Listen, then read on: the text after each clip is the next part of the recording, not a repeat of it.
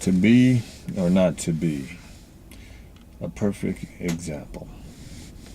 The subject title for this clip is To Be or Not to Be a Perfect Example. One of the scriptures says that we should be an example in word, in conversation, in charity, in spirit, in faith, and in purity. And this example, these examples, I just want to tell you what I think they're talking about. When it says be an example in word, I think he's saying the words that we choose to use. He's saying that we should use words that build people up, that encourage people, that send them out to do good things. And I don't mean that we should never tell them anything negative. Because sometimes if I sense that something is going to go wrong, and I tell someone, hey, I don't think that's going to turn out well, then I get the feedback that, oh, you're being negative. Be more positive about it. And I'm thinking, how can you be positive about something that you know is going to blow up in your face? But what they're talking about are things like cursing, complaining, lying, and being angry and talking down to someone. And I think that he's saying that your words, you should choose your words better.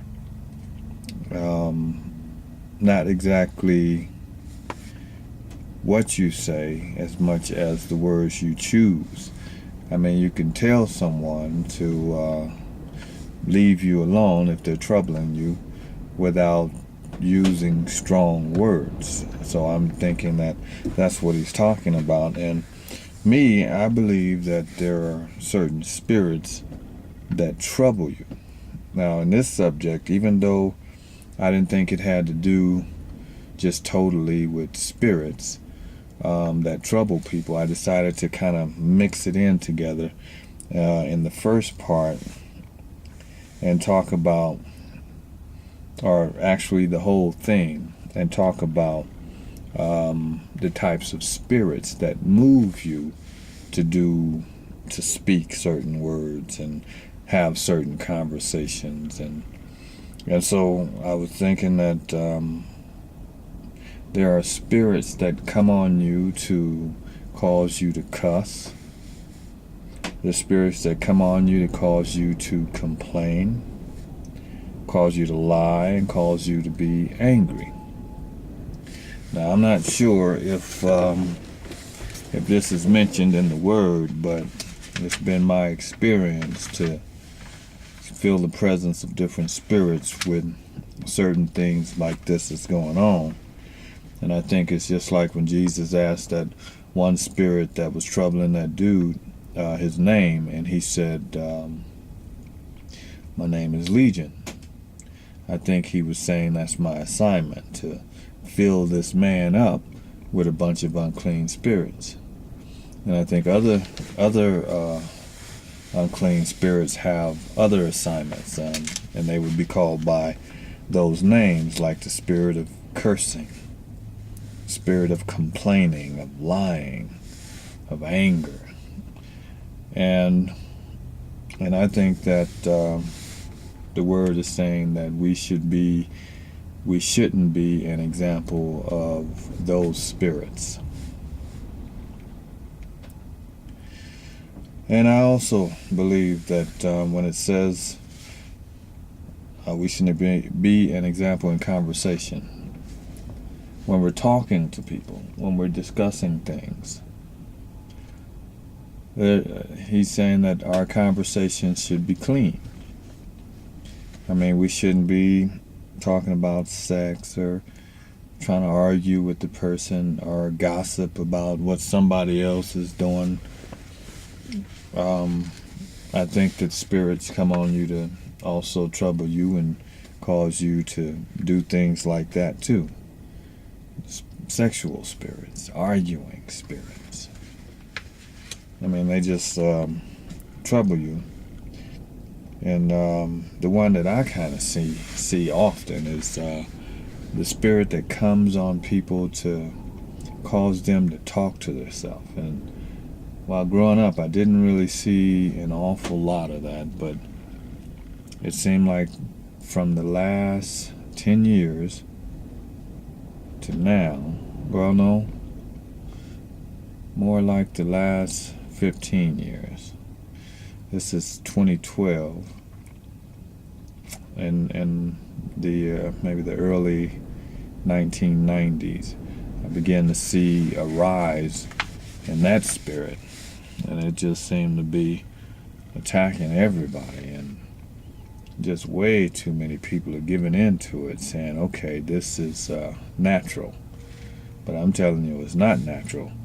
You don't see dogs walking around talking to themselves, and cats and animals. Now, if you see them doing it, then okay, then that would be a good argument that it is natural, but I don't see them doing it, so I don't think it's natural. But that's another thing that I believe that we're not supposed to be an example of, talking, arguing, gossiping. And the next one, charity.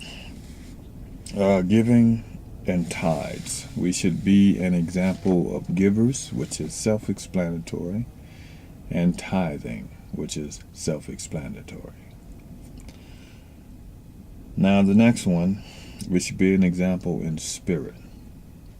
I believe that when he's saying in spirit, he's saying in the spirit of righteousness, in the fruits of the spirit. And he's saying we should be an example in love, in joy, in peace, in goodness, in faithfulness, in gentleness, in kindness, in long-suffering, and self-control.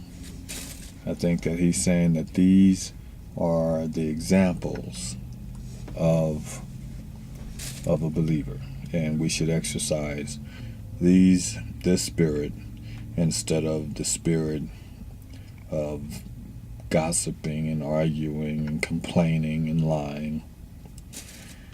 And the next one, in faith. To be an example in faith. I believe he's saying that we should be an example in the faith of the gospel, which is doing the duties of a believer. So all of those things that we know that we're supposed to be doing, if we do, then we are being a good example in the faith. And the next thing is purity. The last thing, purity.